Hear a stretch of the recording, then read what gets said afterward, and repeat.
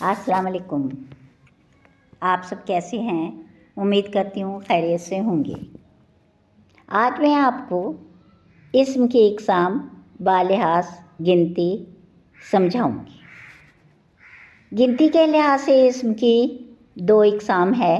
Number 1 واحد، ایک چیز ایک جگہ اور کسی بھی شخصیت کا نام ہو یا شخص کا نام ہو اسے ہم واحد کہتے ہیں.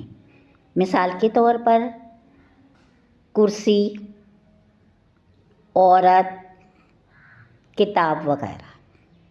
جمع، 2 یا 2 سے زیادہ چیزوں کو، جگہوں کو، اشخاص کو کا نام دیا جائے گا تو اسے ہم جمع کہیں گے. جمع کی ایک اور قسم جمع الجمع ہے جسے ہم گروہ کی صورت میں استعمال کرتے ہیں. جگہ کا نام ہو، چیزوں کا نام ہو اور وہ گروہ میں ہو تو اسے ہم جمع سے جمع الجمع بھی بنا سکتے ہیں. مثال کے طور پر جمع ادویہ، وجوہ، اخبار، رسوم. اسی طرح ان کی جمع الجمع بنانے کے لیے ہم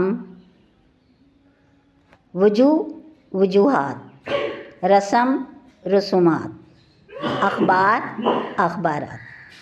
آپ کو یہ سمجھ میں آ گیا ہوگا. انشاءاللہ تعالی آئندہ ملیں گے. Thank you. میرے یوٹیوب چینل کو سبسکرائب کریں، کمنٹ کریں اور لائک کریں اور مجھے شکریہ کا موقع دیں.